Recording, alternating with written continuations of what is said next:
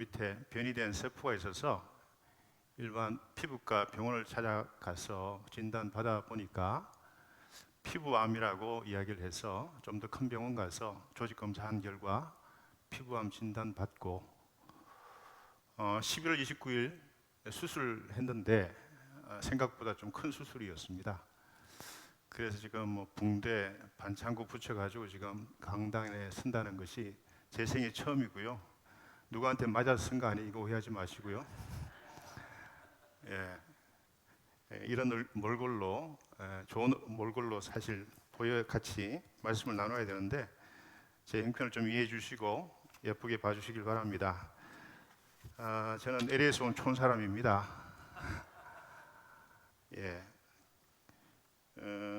말씀하신 대로 여기 교육전사로 있다가 그때 행정전임 전사 겸 청년부를 지도하다가 93년도로 알고 있습니다만은 미국을 떠나게 되었죠. 그때 제 첫 풀타임 사역이다 보니까 상당히 정이 많이 붙어 있는 교회인데 죄송한 건 30년 만에 찾아뵙게 되어서 너무 죄송하고요. 미리 좀 와서 인사드리고 감사한 마음도 표현해야 되는데 그러지를 못해서 이 시간을 빌어서 죄송한 마음을 전합니다. 오늘 특별히 말씀 안에서 교감할 수 있는 귀한 은혜 주신 우리 하나님과 우리 남영우 목사님과 교회에 다시 한번 감사의 마음을 전합니다. 우리가 한번 이런 인사 한번 나누면 좋겠습니다. 하나님 주시는 비전과 지혜로 살아가는 성도가 됩시다. 이런 인사를 아이 컨택도 하시고요. 그리고 뭐 손잡기 싫어하시는 분들은 뭐 주먹 이렇게 피스팅이라 그러죠. 해서 좌우 옆에 계신 분들하고 한번 따뜻하게 서로 격려하고 위로하는 그 인사 한번 나눴으면 좋겠습니다. 우리가 지금은 위로와 격려가 필요하지 않습니까? 아이 컨택도 해주시고 하나님의 지혜와 비전으로 살아가는 성도가 됩시다라는 인사를 한번 나눠주시면 감사하겠습니다.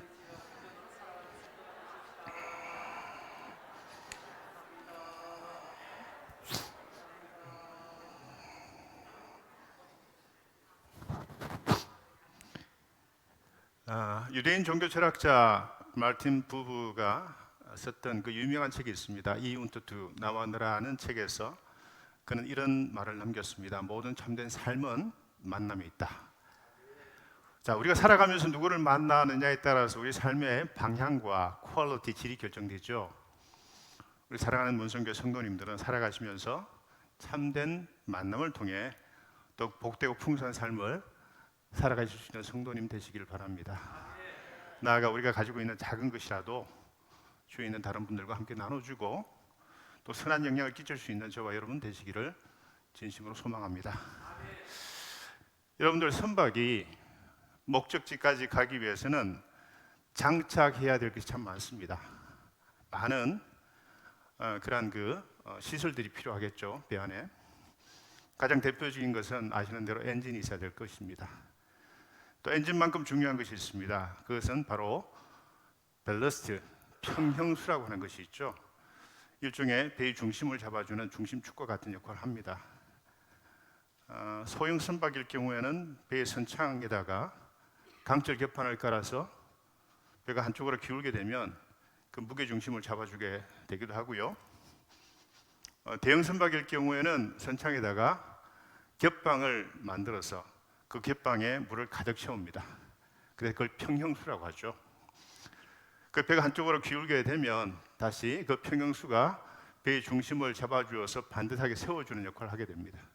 아무리 큰 대형 선박이라 할지라도 이 밸러스트가 만약 없다고 한다면 작은 파고 앞에도 힘없이 좌초해서 물속에 가라앉고 말 것입니다.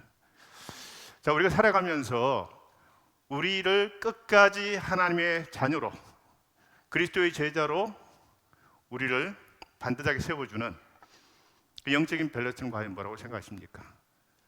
저는 오늘 함께 나누려고 하는 그 메시지 타이틀처럼 하나님 우리 각자에게 허락하시는 공동체에 허락하시는 지혜와 비전이라고 저는 생각합니다.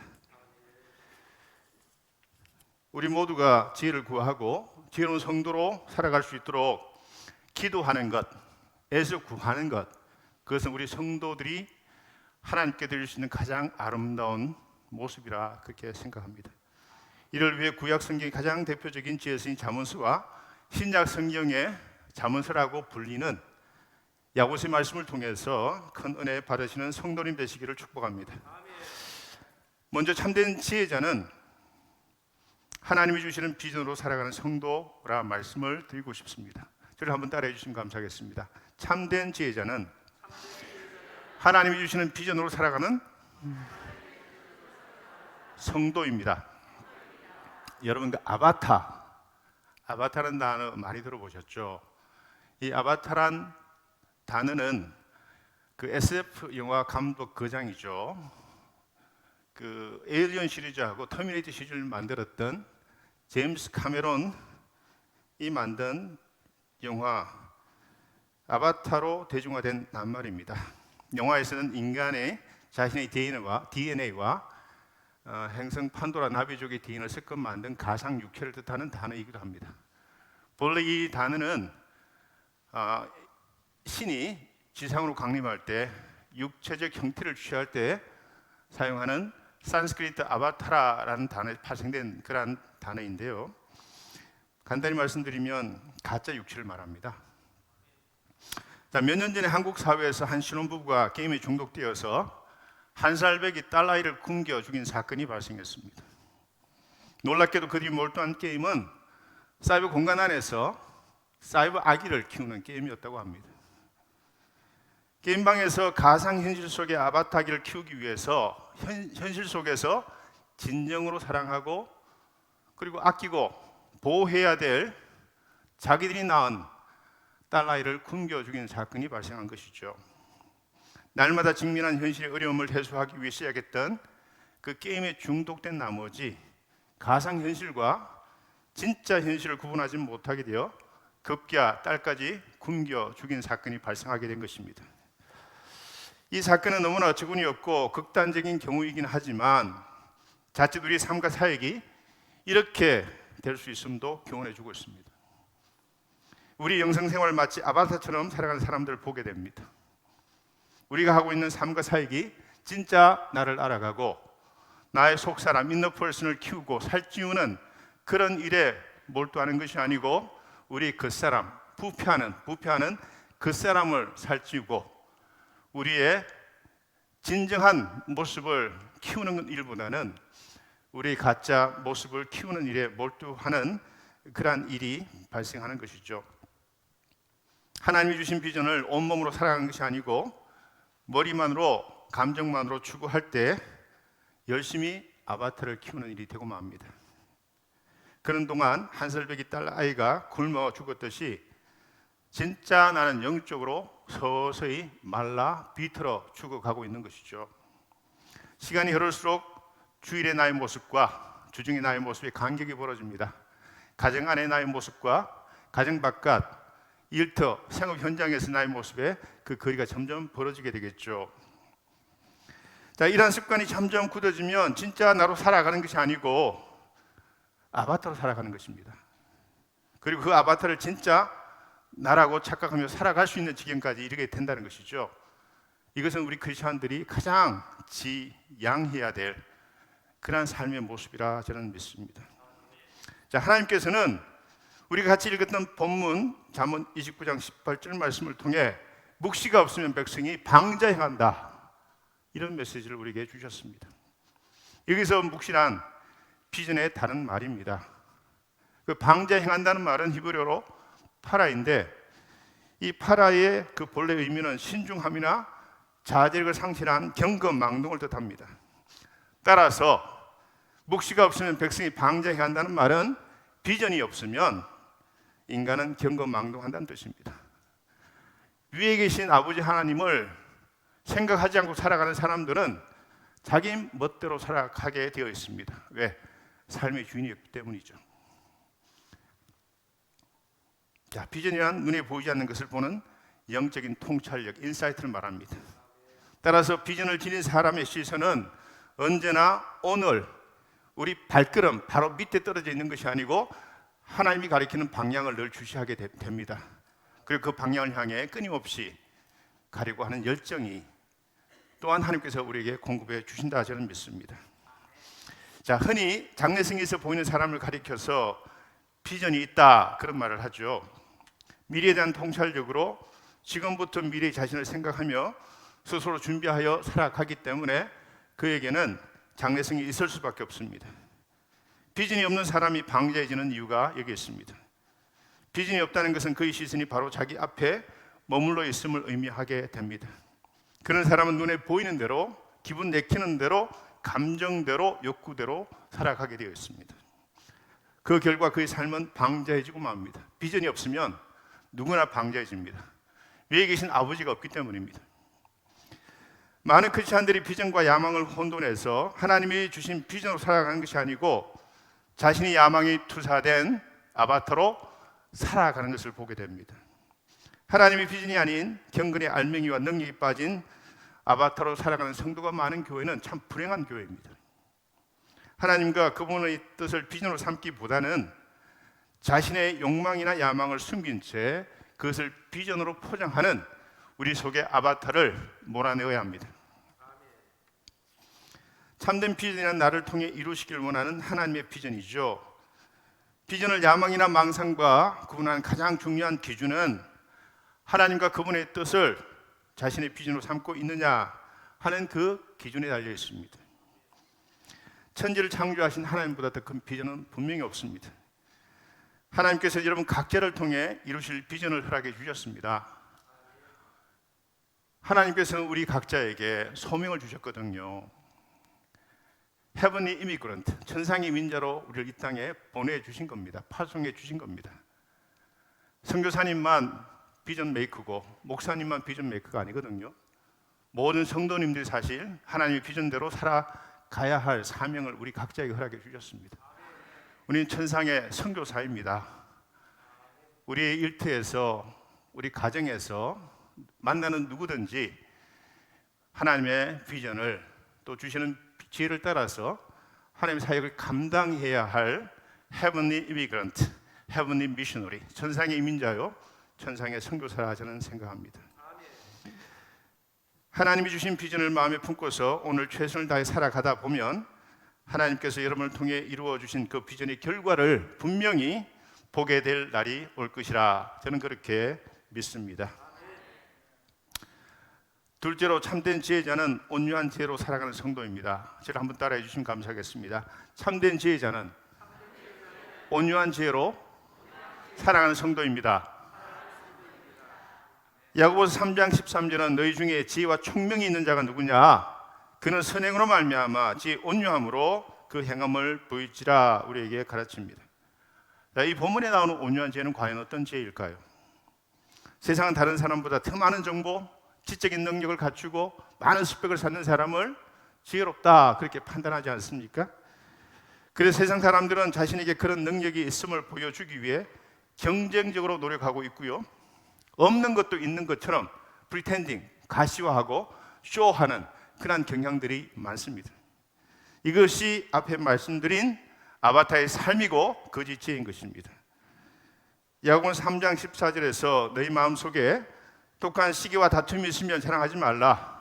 진리를 거슬러 거짓말하지 말라. 그렇게 권면합니다. 그리고 15절에서 이러한 지혜는 위로부터 내려온 것이 아니고 땅 위의 것이요 정욕의 것이고 귀신의 것이다 라고 우리가 분명히 경고하고 있죠. 그렇다면 온유한 지혜는 정욕과 귀신의 것인 땅의 지혜와는 대조를 이루는 지혜가 되겠습니다. 온유한 지혜는 하나님에 속한 것이며 하나님이 주시는 비전에 따라 그분의 말씀의 원칙에 순종하려는 그 겸허한 마음가짐에서 태도에서 나오는 지혜라 그렇게 말씀을 드리겠습니다. 성경이 우리에게 주는 귀한 교훈이 있습니다. 세상에서는 별 볼 일 없어 보이는 사람도 하나님이 보시기에는 아주 소중할 수 있다는 것입니다. 여러분 스스로 자신의 능력을 캐패시티라 그러죠. 잠재력을 포텐셜러티 잠재력을 너무 낮추 생각하지 말라는 것입니다. 그리스도 안에서 우리는 그리스도 장성한 분량이 충만한 데까지 자라가고 성장하고 하나님 원하시는 사역을 감당할 수 있음을 믿으실 수 있길 바랍니다. 에베소 4장 13절의 말씀입니다. 그리스도 장성한 분량까지 우리는 충만하게 성장할 수가 있습니다. 아버지 하나님 그것을 우리에게 원하십니다. 세상의 어떤 사람도 쓸모 있는가의 관점에서 취급되어서는 안 됩니다. 하나님이 이 땅에 교회를 세우실 때 능력 있는 사람, 그리고 위에 있는 지배층에 있는 사람, 권력 있는 사람, 돈 많은 사람, 이런 사람을 먼저 불러 교회를 세우지 않았습니다. 보잘것없는 사람들을 먼저 불러주셨습니다. 고린도전서 1장 27절 28절에 이런 말씀이 나오죠. 하나님께서 세상의 미련한 것들을 택하사 지혜 있는 자들을 부끄럽게 하려 하시고 세상의 약한 것들을 택하사 강한 것들을 부끄럽게 하려 하시며 하나님께서 세상의 천한 것들과 멸시받는 것들과 없는 것들을 택하사 있는 것들을 폐하려 하시나니, 세상이 추구하는 것 같이 그것을 전복 업사이드 다운 하는 것이 하나님의 지혜고 이것이 복음의 능력이라 저는 믿습니다. 하나님을 제대로 경험한 성도님은 자신의 약함과 무능을 먼저 인식하게 되어 있습니다. 그것을 진정으로 깨닫기에 하나님의 은혜를 구하고 그 은혜에 기대어 살아가는 법을 배우려고 그 일에 몰두하고 애쓰는 것을 보게 되죠. 자, 우리에게 중요한 것은 우리가 누구의 손에 들려졌느냐 하는 것입니다. 길가에 뒹구는 보잘것없는 돌멩이 몇 개가 다윗 손에 들려졌을 때 이스라엘 역사, 민족의 역사를 바꾸었습니다. 블레셋 침공을 당했을 때 블레셋의 문명은 철기 문명이었고 침공당하는 이스라엘은 청동기 문명이었습니다. 그들이 내세웠던 육적반의 거구였던 골리앗, 그를 무너뜨린 것은 믿음의 손으로 던져졌던 돌멩이 몇 개, 그것이 하나님의 구원 역사를 이루어낸 그런 계기가 되고 말죠. 미디안의 목동이었던 모세가 하나님 손에 붙들려졌을 때 그는 이스라엘 백성을 가나안으로 이끌어낼 수가 있었습니다.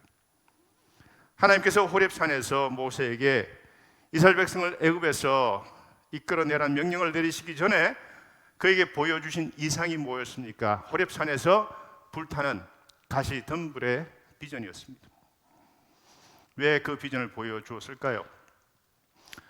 사막에서 자라는 가시 덤불은 늘 말라있죠. 그 성냥불을 그어서 거기다 갖다 대면 어떻게 될까요? 확 사그러 올랐다가 불사 올랐다가 사그러지고 말 것입니다.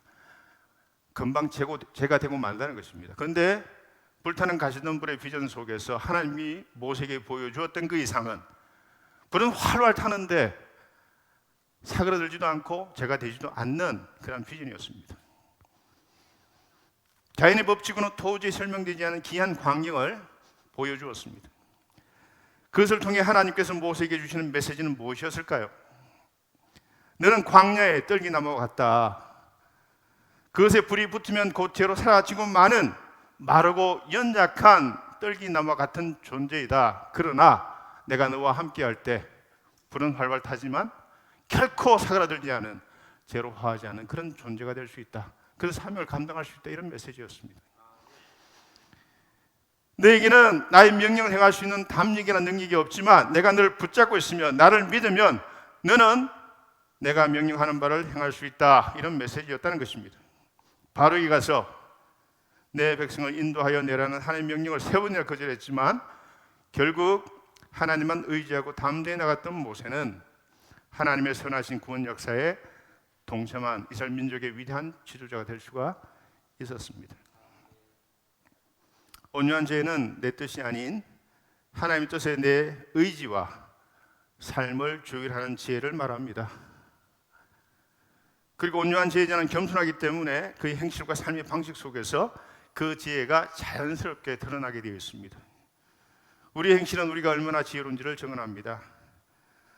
지혜는 그 행한 일로 인하여 옳담을 얻느니라. 마태복음 11장 9절에서 예수께서 하신 말씀입니다.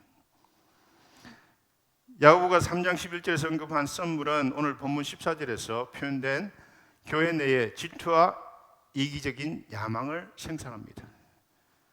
결국 시기와 다툼이 일어나 공동체가 분열되고 와해되고 말죠. 다툼으로 번역된 헬라 단어 에리테이아는 배타적인 자기 이익을 추구하는 행위를 말합니다. 공동체는 안중에 없고 자기 유익만을 추구하는 것을 말합니다. 이것은 부지불식 중에 사탄에게 동조하는 행위라 경고합니다. 야곱은 이러한 지혜를 땅에 속한 지혜, 정욕의 것, 귀신의 것이라고 단호하게 말씀합니다. 참된 지혜자는 온유한 지혜를 추구합니다. 온유한 지혜는 하나님의 뜻에 겸손하게 자신의 뜻과 삶을 맞추는 사람을 말하죠. 우리는 하나님을 두려워하지 않은 시대를 살고 있습니다. 제가 유학을 갔던 30년 전의 미국의 모습과 지금의 미국의 모습, 전 세계에 돌아가는 모습을 보면 많은 변화를 경험하고 있죠. 그게 최후의 일격을 가했던 것이 팬데믹이 아닌가 생각합니다.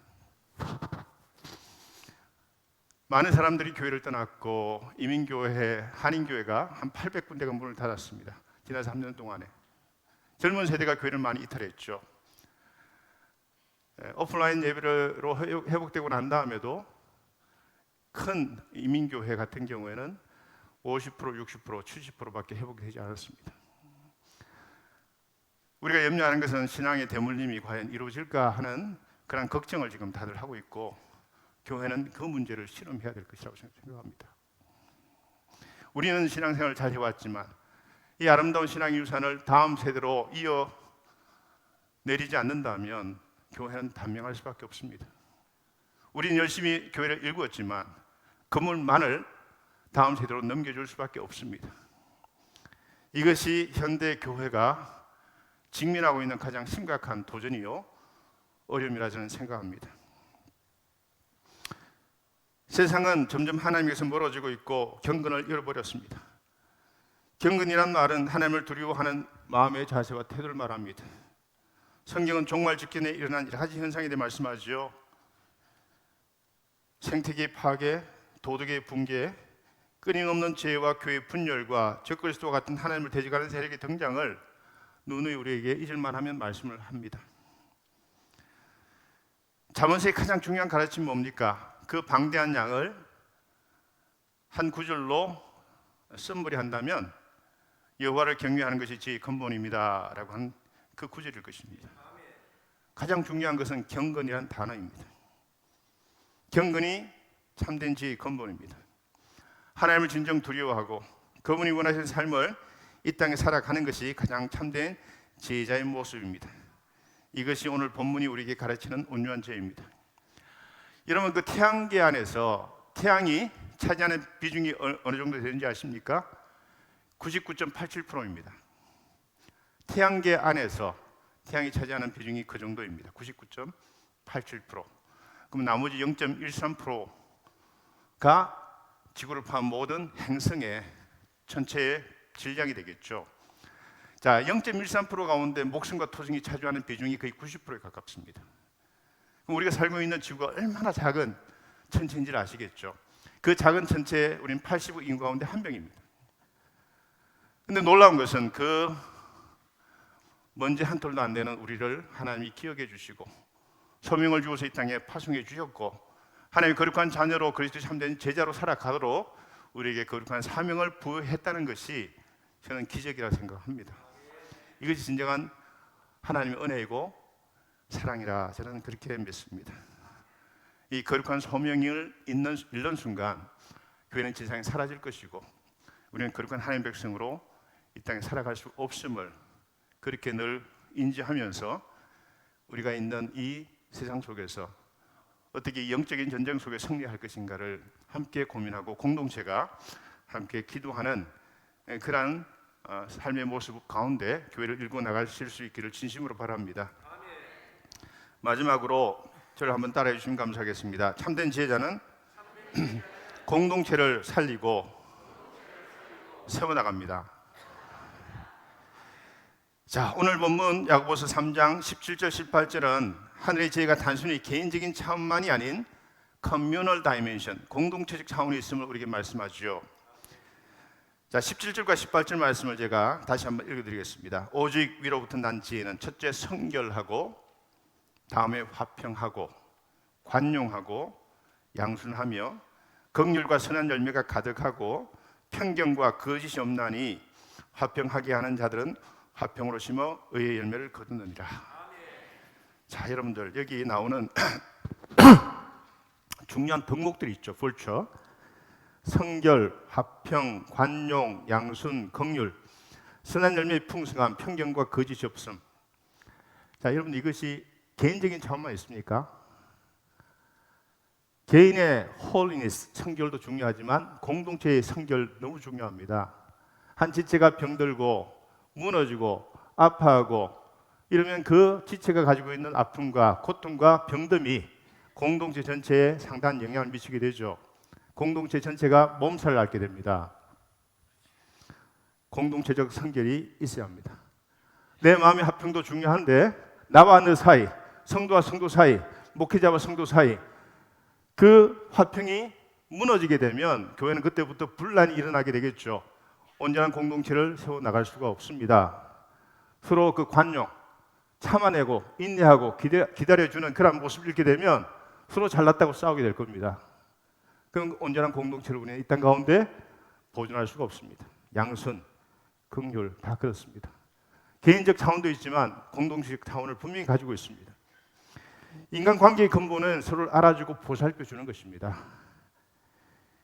일본의 유명한 목회자이자 기독교 사상가였던 우찌무라 간조 이런 말을 했습니다. 아주 멋진 말입니다. 그대가 나에게 미움의 권총을 쏘아야 된다면 나는 그대에게 사랑의 폭포수를 쏟아붓겠습니다. 이란 담대한 마음, 폭넓은 마음, 포용성 있는 마음이 얼마나 중요하겠습니까? 약함으로 강함을 이기는 것, 십자가로 죽음을 극복하는 것, 사랑으로 미움을 건너가는 것, 이것이 복음의 본질이요 능력이라 저는 믿습니다. 신앙은 홀로 서기가 가능하지 않습니다. 우리 신앙을 키우기 위해서는 공동체가 있어야 합니다.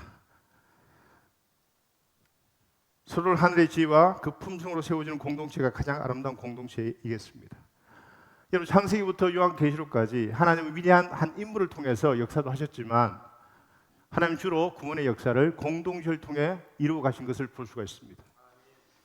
창세기에 나오는 아담과 하와라고 하는 가정 공동체가 제일 먼저 가정 공동체가 제일 먼저의 공동체였죠. 아브라함, 이삭, 야곱으로 이어지는 족장 공동체가 있습니다. 12지파 부족 공동체가 있었죠. 이방인의 빛으로 이스라엘 민족을 선택해서 이방인을 구원하고 하나님 거룩한 백성 삼으라고 이스라엘 민족을 세워준 하나님의 역사를 생각하면 이스라엘 민족 공동체가 있음을 보게 됩니다. 예수님은 하나님의 아들로서 능력이 우리가 생각하는 것 이상으로 굉장히 많은 능력을 갖추고 있는 분임에도 불구하고 갈릴리 어부 출신들 12명을 발탁해서 12제자 공동체를 만들었습니다. 그리고 바울은 그레코 로만 세계에 가는 곳마다 도시 단위로 가정교회 공동체를 세워서 그 가정교회를 통해 그 도시 전체를 선교하는 선교 베이스, 선교 전진 기지로 만들었거든요. 그리고 마지막 피날레가 뭡니까? 요한계시록 마지막 피날레. 신랑 되시는 예수 그리스도와 이 땅 지상의 신부와 같은 교회를 서로 웨딩 세리머니, 결혼식으로 하나님 구원 역사의 종지부를 짓게 되지 않습니까? 이것이 계시록의 마지막 피날레입니다. 가정으로부터 시작해서 가정으로 이어집니다. 가정은 작은 단위의 교회이고요. 교회는 큰 단위의 가정이라 할 수가 있습니다. 그래서 이 교회, 공동체 속에 각 지체는 하나의 몸으로 묶여 있습니다. 약한 지체를 끌어안고 보담아주고 세워주고 격려해서 하나님의 거룩한 형상을 회복해 하는 것이 하나님의 거룩한 공동체의 진정한 모습입니다. 우리는 멸망의 자녀들이었습니다. 그런데 그런 우리를 하나님은 복음으로 환대해 주셨고 하나님의 거룩한 자녀 삼아 주셨죠. 하나님으로부터 우리가 환대받았기에 교회 바깥에 있는 다른 사람 또한 하나님이 우리에게 보여주셨던 것처럼 하스피탈리티, 환대, 접대를 베풀어야 하는 공동체가 바로 교회입니다. 그것이 진정한 성도의 모습이라 저는 생각합니다. 제가 있는 LA에서 북쪽으로 차를 타고 한 4시간 가다 보면 큰 국립공원 하나가 나옵니다. 세쿠야 내셔널 파크입니다. 그 세쿠야 나무 가운데 가장 큰 나무를 자이언트 세쿠야라고 하는데 이 세쿠야는 소나무나 전나무 계통의 나무라 할 수가 있습니다. 아마 전 세계에서 가장 큰 아름드리한 나무가 세쿠야 국립공원에 다 모여있다 생각하시면 될 것입니다. 가보신 분도 아마 계실지 모르겠습니다. 한 그루의 나무, 자이언트 세코야 나무가 자라게 되면 120m까지 올라갑니다. 그 둘레가 46m입니다. 그래서 그 넓어서 밑둥을 잘라내면 차가 들락날락 할 수가 있죠. 그리고 한 그루의 나무의 무게가 1000톤에 해당됩니다. 세코야 내셔널 파크는 고지대에 위치하다 보니 광풍이 매 순간 불어댑니다. 그 세코야 나무 한 그루가 만약 쓰러지게 되면 도미노처럼 옆에 있는 나무를 가격하게 되어서 차례대로 아마 넘어지게 될 겁니다. 자, 이 120m의 세코야 나무가 그 강풍에도 쓰러지지 않기 위해서 얼마나 뿌리를 땅 밑으로 내리면 될 것 같습니까? 퀴즈입니다. 맞아도 상품은 없습니다. 120m의 나무가 그 강풍에 쓰러지지 않기 위해서 얼마나 깊이 뿌리를 내리면 될 것 같습니까? 20m? 20km.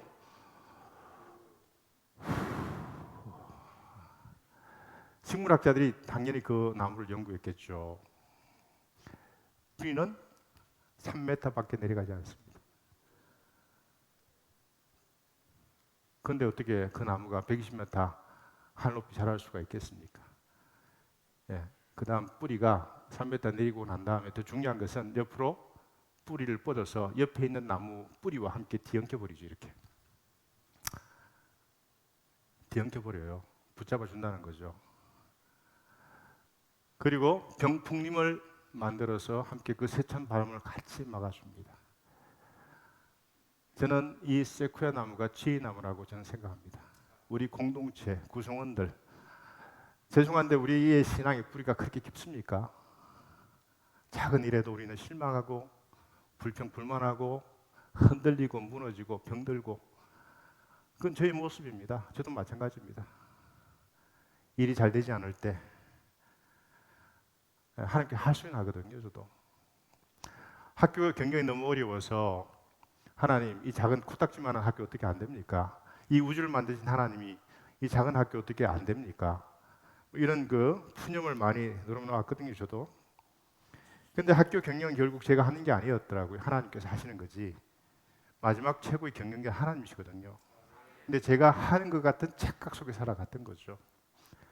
엄청난 잘못이었다고 저는 생각을 합니다. 자, 신앙의 뿌리가 깊게 내려가 어떤 난관에 흔들리지 않은 성도님도 계시겠지만 대부분 믿음의 뿌리가 그리 깊지 않아 작은 시험에도 번번이 나가 떨어지고 많은 것이 우리의 모습이 아닙니까? 우리에게 함께라는 소중한 가치를 일깨워주는 나무이기 때문에 저는 세코야 나무를 지혜의 나무라 그렇게 부르고 싶습니다. 세코야 나무처럼 얕은 뿌리조차도 서로 세워지는 버팀목이 되어줄 때 우리는 가장 높이 자랄 수가 있습니다. 기도의 뿌리로, 교제의 뿌리로, 말씀으로 함께 격려하고 위로하는 이러한 뿌리로 서로를 엮어서 같이 자라가는 것이 건강한 교회 생태계라고 저는 생각합니다. 우리가 서로 영적으로 연결되어 서로 세워주는 버팀목이 되어준다면 세상의 거친 세속의 바람 앞에서도 흔들리지 않은 강력한 공동체를 세워나갈 수가 있습니다. 세코야 나무가 서로의 뿌리를 단단히 연결하여 있는 것처럼 교회 성도들도 그렇게 서로 단단히 연결되어 있어야 합니다. 옆에 있는 성도의 아픔이 나의 아픔으로 느껴지고 나의 사랑이 옆에 있는 성도에게 전달되어지고 위로와 격려를 아낌없이 해주고 그렇게 우리 함께 자라가는 것이죠. 만약 세코야 나무가 스스로 잘났다고 서로 뿌리를 잡아주지 않고 홀로 서기 하였다면 어떻게 되었을까요? 그 강한 바람 앞에 3m 뿌리도 되지 않는 그 나무는 쓰러지고 도미노처럼 옆에 있는 나무를 가격하면서 온통 세코야 나무 전체가 숲이 망가지는 그러한 일이 생겼을 것입니다. 성결, 화평, 관용, 양순, 긍휼, 선한 열매 풍성함, 편견과 거짓 없음, 이 모든 것은 내가 속한 공동체를 먼저 돌보는 지혜자의 마음입니다. 이러한 든든한 공동체가 없다면 나도 주님 앞에 반듯하게 설 수 없음을 우리가 고백할 수 있어야 되고 그런 공동체를 사모해야 되고 그런 공동체를 만들기 위해서 우리가 함께 노력해야 되는 것이죠. 위로 크게 자라도 강풍에 쓰러지지 않는 세쿠야 나무처럼 성도 간 단단히 연결된 교회가 세상에 미친 바람, 광풍 앞에 맞설 수 있는 그런 강력한 교회가 될 수가 있습니다. 앞으로 세상에 여러 가지 많은 도전과 위기가 교회를 엄습할 것입니다. 우는 사자처럼 교회의 외곽을 공략할 것입니다. 우리의 신앙과 영성을 흐트러 놓기 위해서 많은 도전과 어려움이 발생할 수도 있습니다. 이런 상황 속에서 어떻게 우리 교회 공동체성을 지켜나가겠습니까? 나 혼자 할 수가 없습니다. 우리가 함께 해야 되는 것입니다. 서로를 붙잡아주고 세워주는 지혜로 살아가는 공동체만이 하나님을 향해 위로 우뚝 솟아오를 수가 있습니다. 우리 사랑하는 문성교회 성도님 모두가 이런 교회를 이 땅 교회에 세워나갈 수 있기를 진심으로 축복합니다. 문성교회가 세코야 나무처럼 하나님을 향해 위로 계속해 성장하기를 바랍니다. 성결, 화평, 관용, 양순, 긍휼, 선한 열매의 풍성함, 편견과 거짓 없음,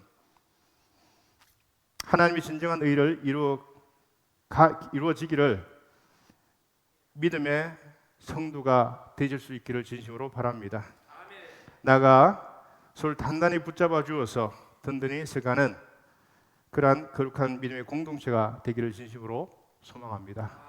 문성교회가 이 땅에 세워주신 하나님의 그 거룩한 뜻을 붙잡고 실험하면서 주위에 있는 다른 교회 또 믿지 않은 많은 사람들을 향해서 복음을 함께 전하고 또 하나님의 형상을 회복시켜서 온전한 하나님의 사람으로 만들어가는 그 구원의 역사, 생명의 역사를 계속해서 확장해 나갈 수 있는 그런 복된 공동체 될 수 있기를 진심으로 소망합니다. 기도하겠습니다.